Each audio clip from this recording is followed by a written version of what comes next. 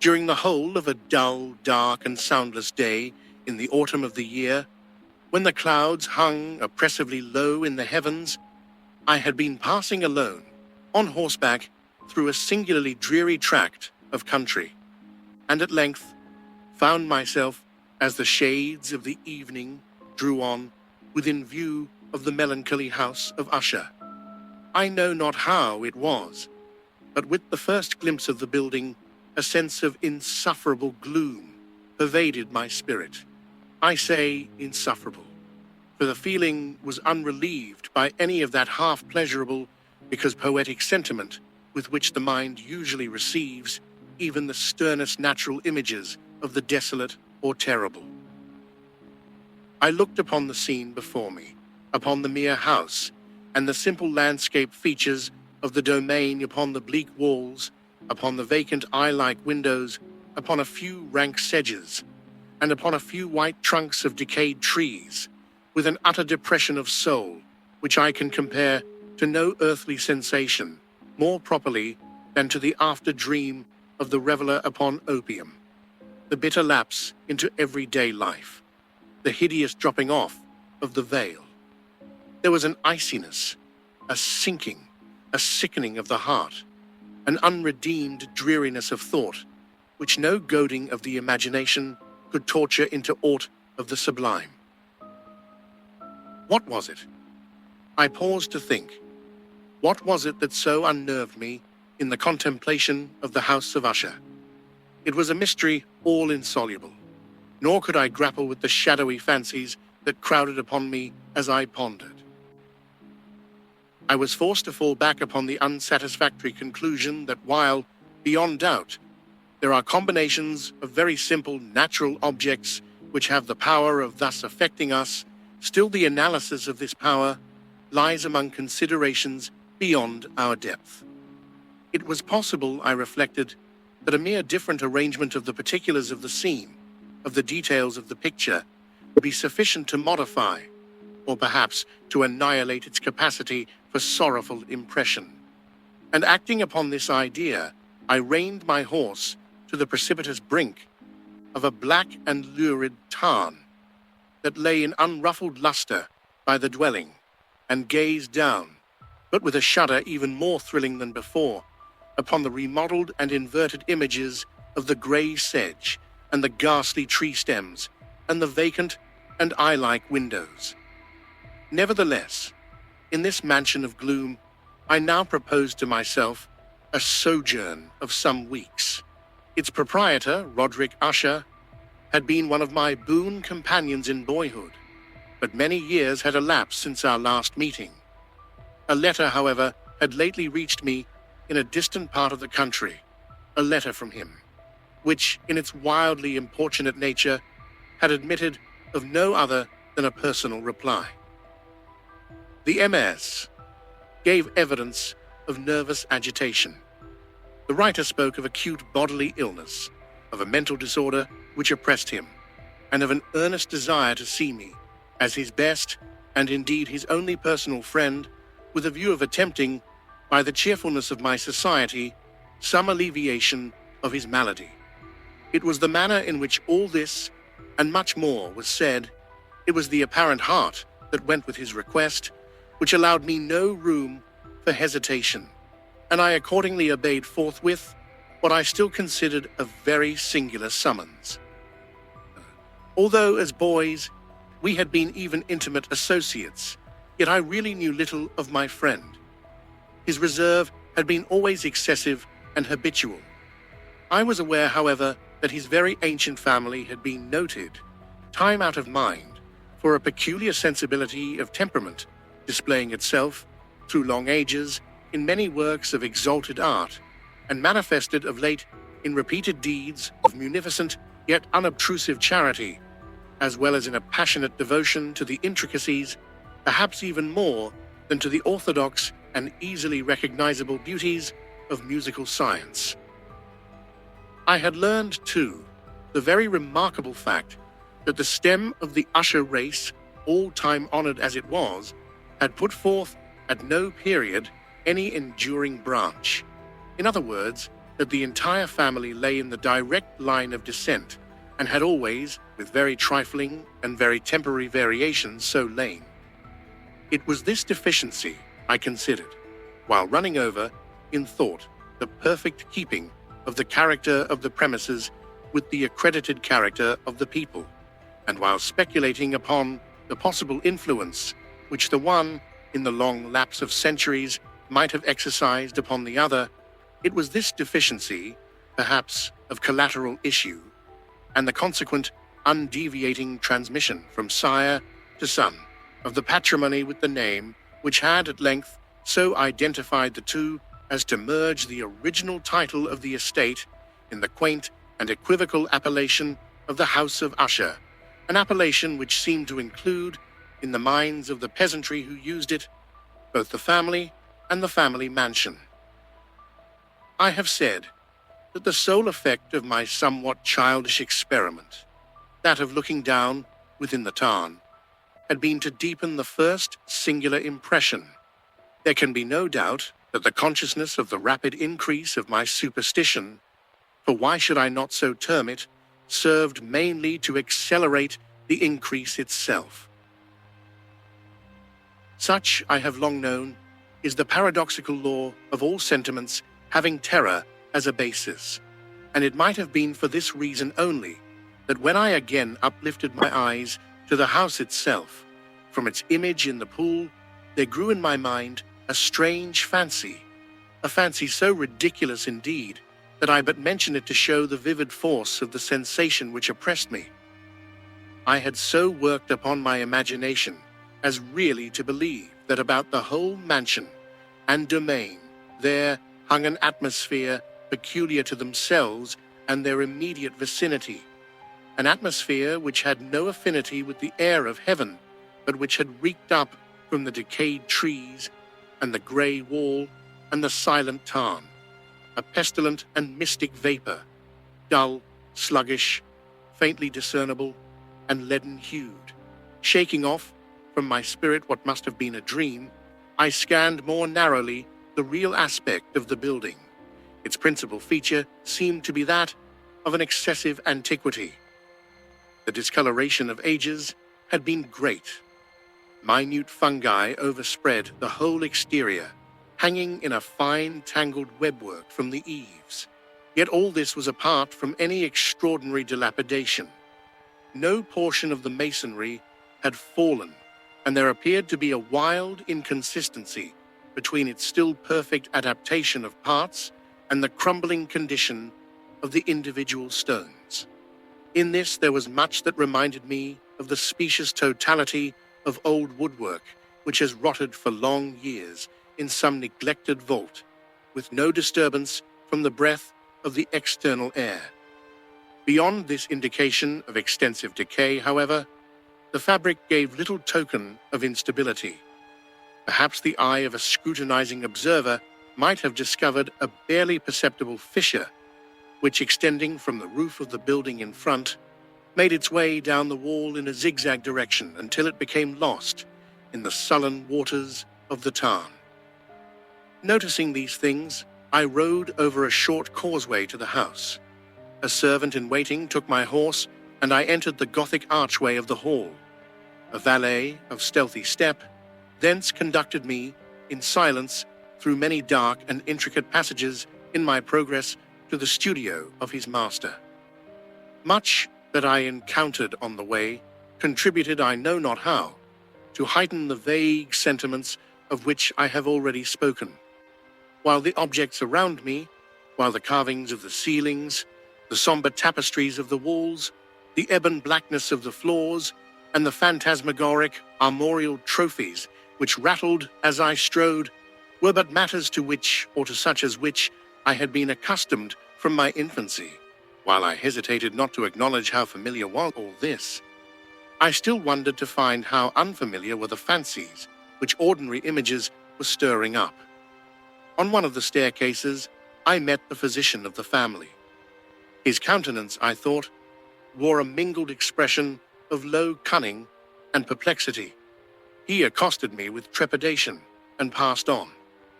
The valet now threw open a door and ushered me into the presence of his master. The room in which I found myself was very large and lofty. The windows were long, narrow, and pointed, and at so vast a distance from the black oaken floor as to be altogether inaccessible from within. Feeble gleams of encrimsoned light made their way through the trellised panes and served to render sufficiently distinct the more prominent objects around. The eye, however, struggled in vain to reach the remoter angles of the chamber or the recesses of the vaulted and fretted ceiling. Dark draperies hung upon the walls. The general furniture was profuse, comfortless, antique, and tattered. Many books and musical instruments lay scattered about, but failed to give any vitality to the scene.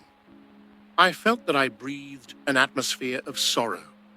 An air of stern, deep, and irredeemable gloom hung over and pervaded all. Upon my entrance, Usher arose from a sofa on which he had been lying at full length and greeted me with a vivacious warmth which had much in it, I at first thought, of an overdone cordiality, of the constrained effort of the ennuyman of the world. A glance, however, at his countenance convinced me of his perfect sincerity. We sat down, and for some moments, while he spoke not, I gazed upon him with a feeling half of pity, half of awe. Surely man had never before so terribly altered in so brief a period as had Roderick Usher. It was with difficulty that I could bring myself to admit the identity of the one being before me with the companion of my early boyhood. Yet the character of his face had been at all times remarkable. A cadaverousness of complexion, an eye large, liquid, and luminous beyond comparison, lips somewhat thin and very pallid, but of a surpassingly beautiful curve, a nose of a delicate Hebrew model, but with a breadth of nostril unusual in similar formations, a finely molded chin, speaking, in its want of prominence, of a want of moral energy, hair of a more than web-like softness and tenuity. These features, with an inordinate expansion above the regions of the temple, made up altogether a countenance not easily to be forgotten. And now, in the mere exaggeration of the prevailing character of these features and of the expression they were wont to convey, lay so much of change that I doubted to whom I spoke. The now ghastly pallor of the skin and the now miraculous luster of the eye, above all things, startled and even awed me. The silken hair, too, had been suffered to grow all unheeded, and as, in its wild, gossamer texture, it floated rather than fell about the face, I could not, even with effort, connect its arabesque expression with any idea of simple humanity. In the manner of my friend, I was at once struck with an incoherence, an inconsistency, and I soon found this to arise from a series of feeble and futile struggles to overcome an habitual trepidancy, an excessive nervous agitation. For something of this nature, I had indeed been prepared, no less by his letter than by reminiscences of certain boyish traits and by conclusions deduced from his peculiar physical conformation and temperament. His action was alternately vivacious and sullen. His voice varied rapidly from a tremulous indecision, when the animal spirits seemed utterly in abeyance, to that species of energetic concision, that abrupt, weighty, unhurried, and hollow-sounding enunciation, that leaden, self-balanced, and perfectly modulated guttural utterance, which may be observed in the lost drunkard or the irreclaimable eater of opium during the periods of his most intense excitement. It was thus that he spoke of the object of my visit, of his earnest desire to see me, and of the solace he expected me to afford him. He entered at some length into what he conceived to be the nature of his malady. It was, he said, a constitutional and a family evil, and one for which he despaired to find a remedy. A mere nervous affection, he immediately added, which would undoubtedly soon pass off. It displayed itself in a host of unnatural sensations. Some of these, as he detailed them, interested and bewildered me, although perhaps the terms and the general manner of their narration had their weight. He suffered much from a morbid acuteness of the senses. The most insipid food was alone endurable. He could wear only garments of certain texture. The odors of all flowers were oppressive. His eyes were tortured by even a faint light, and there were but peculiar sounds, and these from stringed instruments, which did not inspire him with horror.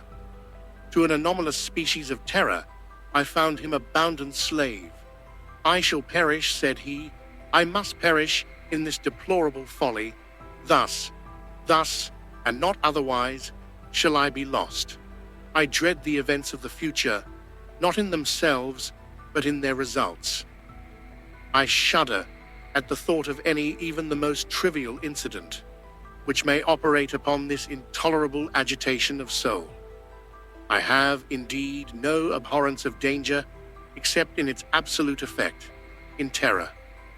In this unnerved, in this pitiable condition, I feel that the period will sooner or later arrive when I must abandon life and reason together, in some struggle with the grim phantasm, fear.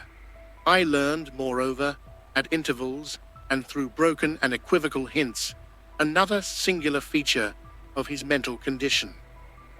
He was enchained by certain superstitious impressions in regard to the dwelling which he tenanted, and whence, for many years, he had never ventured forth, in regard to an influence whose supposititious force was conveyed in terms too shadowy here to be restated, an influence which some peculiarities in the mere form and substance of his family mansion had, by dint of long sufferance, he said, obtained over his spirit, an effect which the physique of the grey walls and turrets and of the dim tarn into which they all looked down had at length brought about upon the morale of his existence. He admitted, however, although with hesitation, that much of the peculiar gloom which thus afflicted him could be traced to a more natural and far more palpable origin, to the severe and long-continued illness, indeed to the evidently approaching dissolution, of a tenderly beloved sister, his sole companion for long years, his last and only relative on earth. Her decease, he said, with a bitterness which I can never forget, would leave him the hopeless and the frail, the last of the ancient race of the Ushers. While he spoke, the Lady Madeline, for so was she called, passed through a remote portion of the apartment, and without having noticed my presence, disappeared. I regarded her with an utter astonishment, not unmingled with dread, and yet I found it impossible to account for such feelings. A sensation of stupor oppressed me as my eyes followed her retreating steps. When a door at length closed upon her, my glance sought instinctively and eagerly the countenance of the brother, but he had buried his face in his hands, and I could only perceive that a far more than ordinary wanness had overspread the emaciated fingers through which trickled many passionate tears. The disease of the Lady Madeline had long baffled the skill of her physicians. A settled apathy, a gradual wasting away of the person, and frequent, although transient affections, of a partially cataleptical character were the unusual diagnosis. Hitherto she had steadily borne up against the pressure of her malady, and had not betaken herself finally to bed. But on the closing in of the evening of my arrival at the house, she succumbed, as her brother told me at night, with inexpressible agitation, to the prostrating power of the destroyer. And I learned that the glimpse I had obtained of her person would thus probably be the last I should obtain, that the lady, at least while living, would be seen by me no more. For several days ensuing, her name was unmentioned by either Usher or myself, and during this period I was busied in earnest endeavors to alleviate the melancholy of my friend. We painted and read together, or I listened as if in a dream, to the wild improvisations of his speaking guitar, and thus, as a closer and still closer intimacy admitted me more unreservedly into the recesses of his spirit, the more bitterly did I perceive the futility of all attempt at cheering a mind from which darkness, as if an inherent positive quality, poured forth upon all objects of the moral and physical universe in one unceasing radiation of gloom. I shall ever bear about me a memory of the many solemn hours I thus spent alone with the master of the House of Usher. Yet I should fail in any attempt to convey an idea of the exact character of the studies or of the occupations in which he involved me or led me the way. An excited and highly distempered ideality threw a sulphurous luster over all. His long improvised dirges will ring forever in my ears. Among other things, I hold painfully in mind a certain singular perversion and amplification of the wild air of the last waltz of von Weber, from the paintings over which his elaborate fancy brooded, and which grew, touch by touch, into vagueness at which I shuddered, the more thrillingly, because I shuddered knowing not why. From these paintings, vivid as their images now are before me, I would in vain endeavor to adduce more than a small portion which should lie within the compass of merely written words. By the utter simplicity, by the nakedness of his designs, he arrested and overawed attention. If ever mortal painted an idea, that mortal was Roderick Usher. For me, at least, in the circumstances then surrounding me, there arose out of the pure abstractions which the hypochondriac contrived to throw upon his canvas an intensity of intolerable awe, no shadow of which felt I ever yet in the contemplation of the certainly glowing yet too concrete reveries of Fuseli. One of the phantasmagoric conceptions of my friend, partaking not so rigidly of the spirit of abstraction, may be shadowed forth, although feebly, in words. A small picture presented the interior of an immensely long and rectangular vault or tunnel, with low walls, smooth, white, and without interruption or device. Certain accessory points of the design served well to convey the idea that this excavation lay at an exceeding depth below the surface of the earth. No outlet was observed in any portion of its vast extent, and no torch or other artificial source of light was discernible. Yet a flood of intense rays rolled throughout and bathed the whole in a ghastly and inappropriate splendor. I have just spoken of that morbid condition of the auditory nerve which rendered all music intolerable to the sufferer, with the exception of certain effects of stringed instruments. It was perhaps the narrow limits to which he thus confined himself upon the guitar, which gave birth, in great measure, to the fantastic character of his performances. But the fervid facility of his impromptus could not be so accounted for.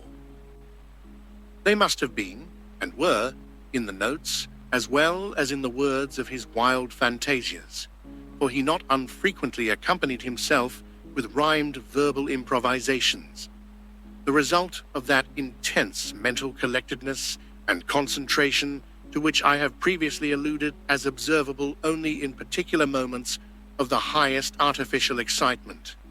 The words of one of these rhapsodies I have easily remembered. I was perhaps the more forcibly impressed with it as he gave it, because, in the under or mystic current of its meaning, I fancied that I perceived, and for the first time, a full consciousness on the part of Usher of the tottering of his lofty reason upon her throne. The verses, which were entitled "The Haunted Palace," ran very nearly, if not accurately, thus: "In the greenest of our valleys, by good angels tenanted, once a fair and stately palace, radiant palace, reared its head. In the monarch thought's dominion it stood there. Never seraph spread opinion over fabric half so fair. Banners yellow, glorious golden, on its roof did float and flow. This, all this, was in the olden time long ago, and every gentle air that dallied in that sweet day along the ramparts, plumed and pallid, a winged odor went away.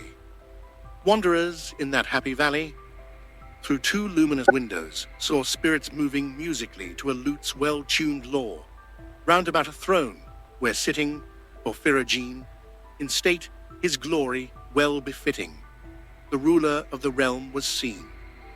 And all with pearl and ruby glowing was the fair palace door, through which came flowing, and sparkling evermore, a troop of echoes, whose sweet duty was but to sing, in voices of surpassing beauty, the wit and wisdom of their king. But evil things, in robes of sorrow, assailed the monarch's high estate. Ah, let us mourn, for never morrow shall dawn upon him, desolate, and round about his home the glory that blushed and bloomed is but a dim remembered story of the old time entombed. And travelers now within that valley, through the red-litten windows, see vast forms that move fantastically to a discordant melody, while, like a rapid ghastly river, through the pale door, a hideous throng rush out forever, and laugh, but smile no more. I well remember that suggestions arising from this ballad led us into a train of thought, wherein there became manifest an opinion of Usher's, which I mention not so much on account of its novelty, for other men have thought thus, as on account of the pertinacity with which he maintained it.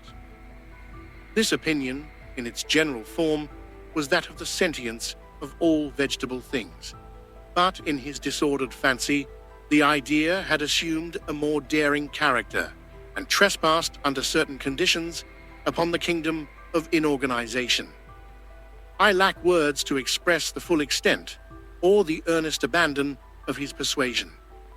The belief, however, was connected, as I have previously hinted, with the grey stones of the home of his forefathers. The conditions of the sentience had been here, he imagined, fulfilled in the method of collocation of these stones, in the order of their arrangement, as well as in that of the many fungi which overspread them, and of the decayed trees which stood around, above all, in the long, undisturbed endurance of this arrangement, and in its reduplication in the still waters of the Tarn.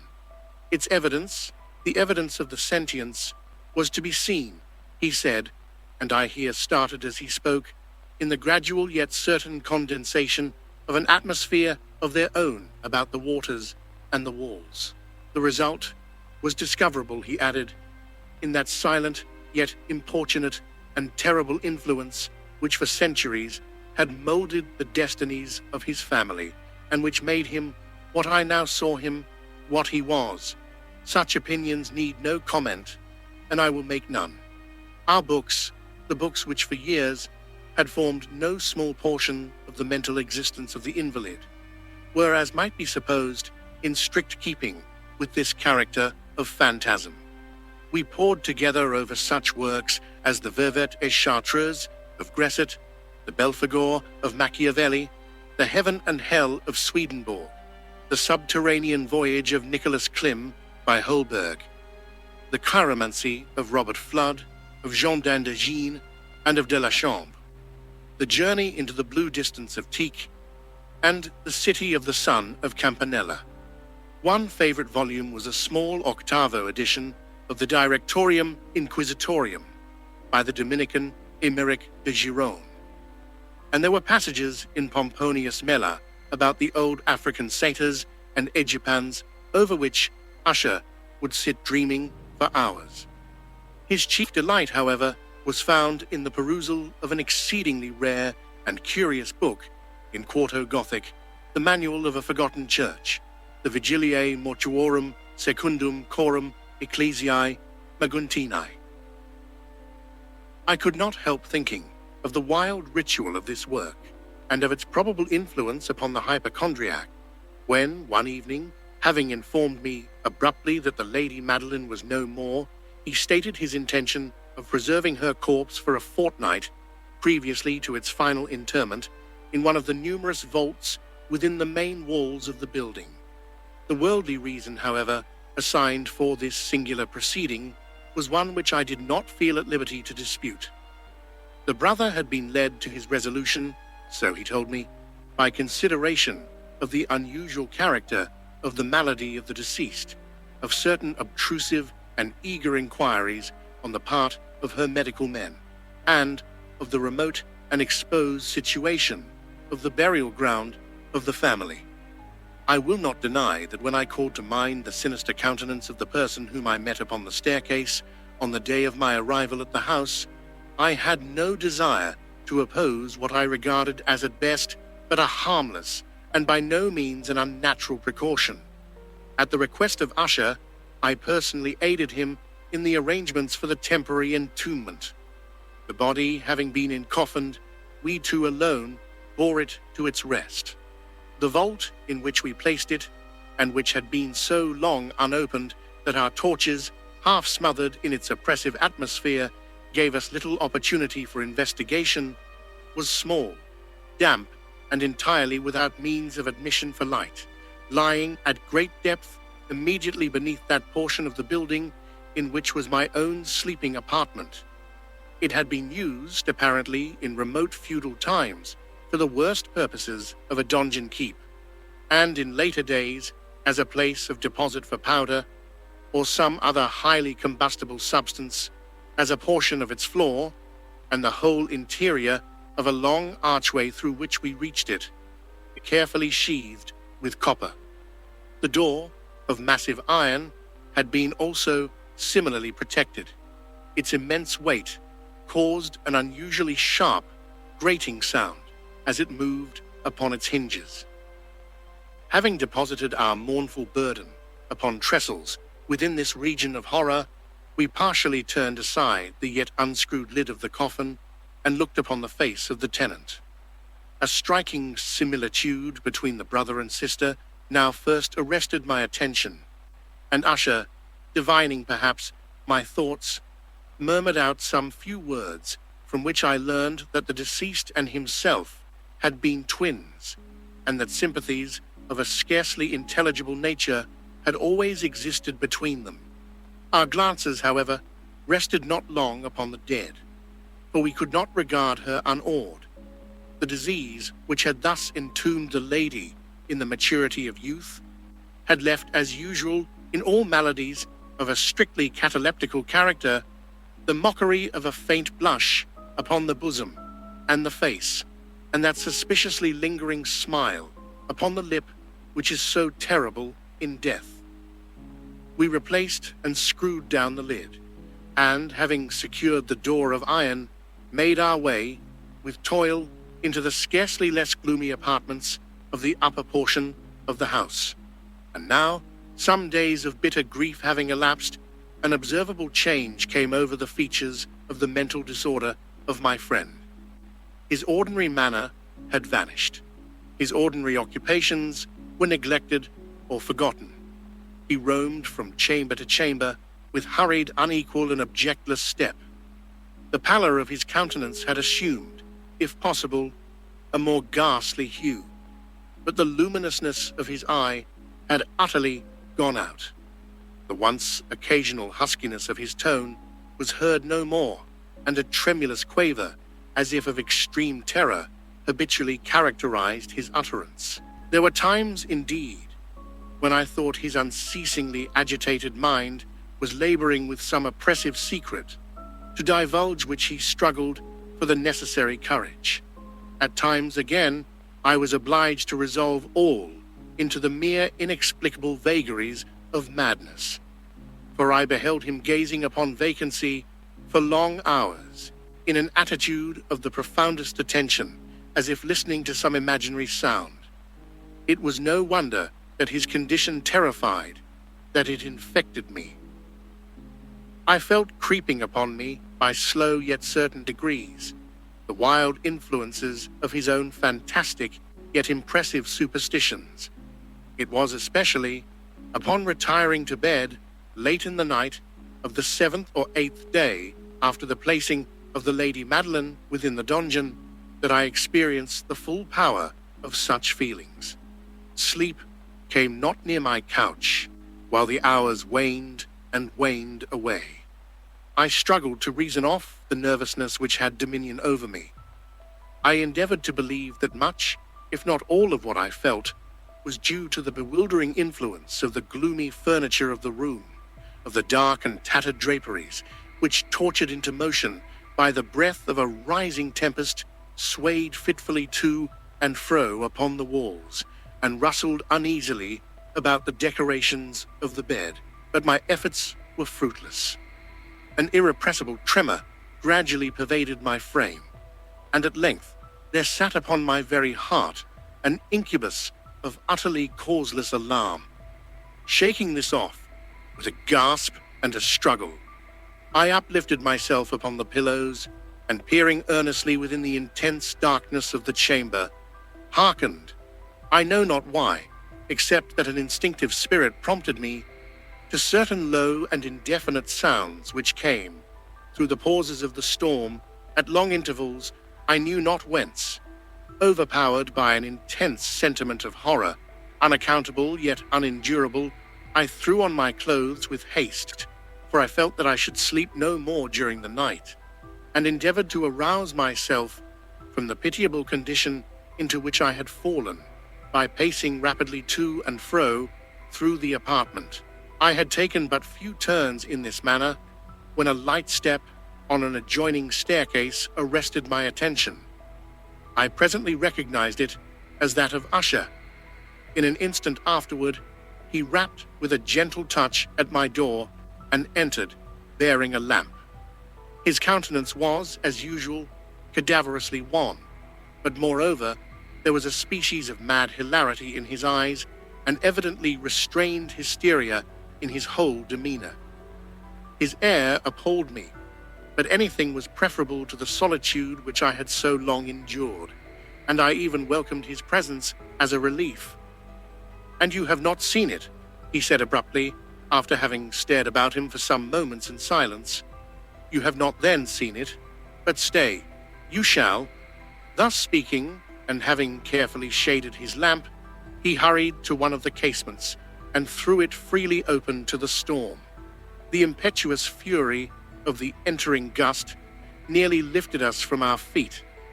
It was indeed a tempestuous yet sternly beautiful night, and one wildly singular in its terror and its beauty.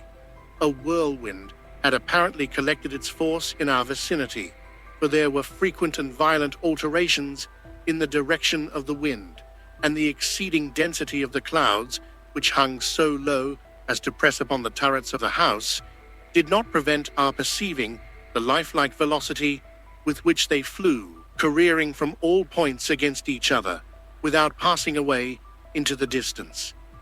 I say that even their exceeding density did not prevent our perceiving this, yet we had no glimpse of the moon or stars, nor was there any flashing forth of the lightning, but the undersurfaces of the huge masses of agitated vapor, as well as all terrestrial objects immediately around us, were glowing in the unnatural light of a faintly luminous and distinctly visible gaseous exhalation, which hung about and enshrouded the mansion. "You shall not behold this," said I, shuddering to Usher, as I led him, with a gentle violence, from the window to a seat. "These appearances which bewilder you are merely electrical phenomena not uncommon, or it may be that they have their ghastly origin in the rank miasma of the tarn. Let us close this casement. The air is chilling and dangerous to your frame. Here is one of your favorite romances. I will read, and you shall listen, and so we will pass away this terrible night together." The antique volume which I had taken up was The Mad Tryst of Sir Lancelot Canning, but I had called it a favorite of Usher's more in sad jest than in earnest. For in truth, there is little in its uncouth and unimaginative prolixity which could have had interest for the lofty and spiritual ideality of my friend. It was, however, the only book immediately at hand, and I indulged a vague hope that the excitement which now agitated the hypochondriac might find relief, for the history of mental disorder is full of similar anomalies, even in the extremeness of the folly which I should read. Could I have judged, indeed, by the wild, overstrained air of vivacity with which he hearkened, or apparently hearkened, to the words of the tale, I might well have congratulated myself upon the success of my design. I had arrived at that well-known portion of the story where Ethelred, the hero of the tryst, having sought in vain for peaceable admission into the dwellings of the hermit, proceeds to make good an entrance by force. Here, it will be remembered, the words of the narrative run thus: "And Ethelred, who was by nature of a doughty heart, and who was now mighty withal, on account of the powerfulness of the wine which he had drunken, waited no longer to hold parley with the hermit, who in sooth was of an obstinate and maliceful turn, but feeling the rain upon his shoulders, and fearing the rising of the tempest, uplifted his mace outright, and with blows made quickly room in the plankings of the door for his gauntleted hand, and now pulling therewith sturdily, he so cracked and ripped and tore all asunder, that the noise of the dry and hollow-sounding wood alaroomed and reverberated throughout the forest." At the termination of this sentence, I started and for a moment paused, for it appeared to me, although I at once concluded that my excited fancy had deceived me, it appeared to me that from some very remote portion of the mansion there came, indistinctly to my ears, what might have been, in its exact similarity of character, the echo, but a stifled and dull one certainly, of the very cracking and ripping sound which Sir Lancelot had so particularly described. It was, beyond doubt, the coincidence alone which had arrested my attention, for amid the rattling of the sashes of the casements and the ordinary commingled noises of the still increasing storm, the sound in itself had nothing surely which should have interested or disturbed me.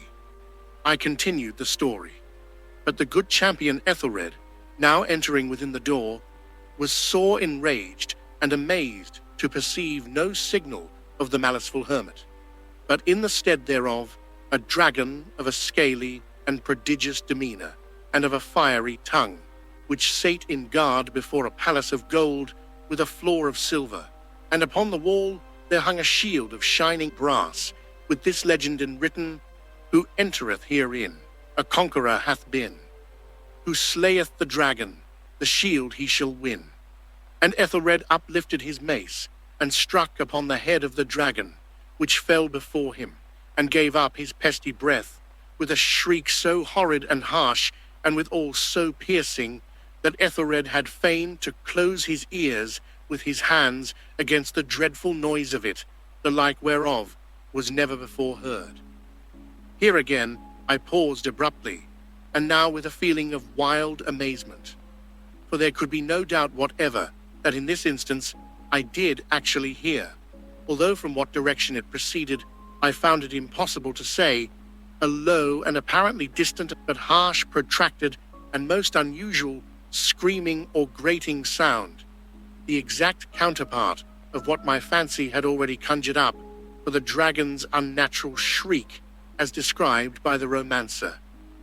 Oppressed, as I certainly was, upon the occurrence of this second and most extraordinary coincidence, by 1,000 conflicting sensations in which wonder and extreme terror were predominant, I still retained sufficient presence of mind to avoid exciting, by any observation, the sensitive nervousness of my companion. I was by no means certain that he had noticed the sounds in question, although assuredly a strange alteration had, during the last few minutes, taken place in his demeanour.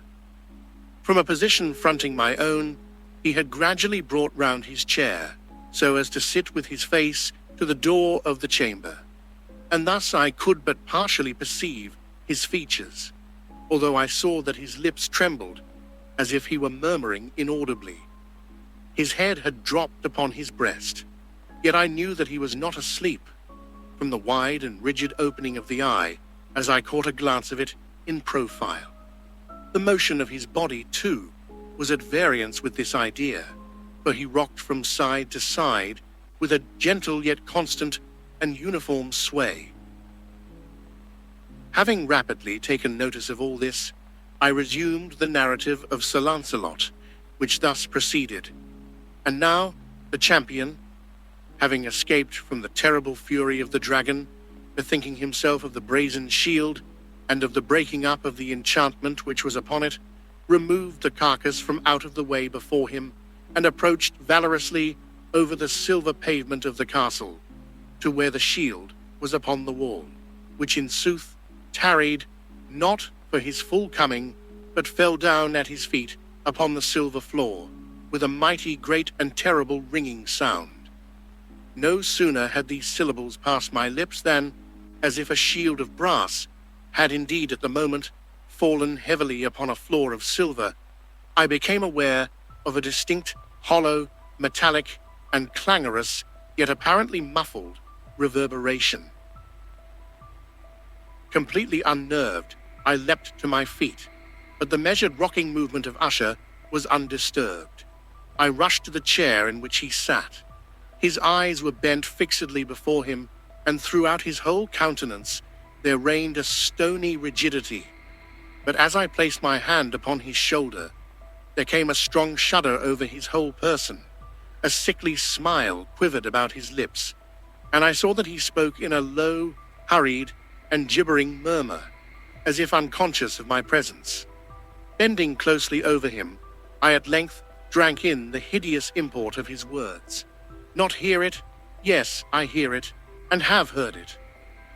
Long, many minutes, many hours, many days have I heard it, yet I dared not. Oh, pity me, miserable wretch that I am. I dared not speak. We have put her living in the tomb. Said I not that my senses were acute? I now tell you that I heard her first feeble movements in the hollow coffin. I heard them many days ago, but I dared not speak. And now, tonight, Ethelred, ha, the breaking of the hermit's door, and the death cry of the dragon, and the clangor of the shield the rending of her coffin, and the grating of the iron hinges of her prison, and her struggles within the coppered archway of the vault. Oh, whither shall I fly? Will she not be here anon? Is she not hurrying to upbraid me for my haste? Have I not heard her footstep on the stair? Do I not distinguish that heavy and horrible beating of her heart? Madman! Here he sprang furiously to his feet and shrieked out his syllables, as if in the effort he were giving up his soul. Madman! I tell you that she now stands without the door. As if in the superhuman energy of his utterance there had been found the potency of a spell, the huge antique panels to which the speaker pointed threw slowly back upon the instant their ponderous and ebony jaws. It was the work of the rushing gust.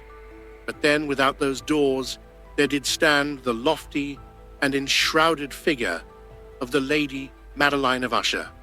There was blood upon her white robes, and the evidence of some bitter struggle upon every portion of her emaciated frame. For a moment she remained trembling and reeling, to and fro upon the threshold, then with a low moaning cry fell heavily inward upon the person of her brother, and in her violent and now final death agonies bore him to the floor, a corpse and a victim to the terrors he had anticipated. From that chamber and from that mansion I fled aghast. The storm was still abroad in all its wrath as I found myself crossing the old causeway. Suddenly there shot along the path a wild light, and I turned to see whence a gleam so unusual could have issued, for the vast house and its shadows were alone behind me. The radiance was that of the full setting and blood-red moon, which now shone vividly through that once barely discernible fissure of which I have before spoken as extending from the roof of the building in a zigzag direction to the base. While I gazed, this fissure rapidly widened. There came a fierce breath of the whirlwind. The entire orb of the satellite burst at once upon my sight. My brain reeled as I saw the mighty walls rushing asunder.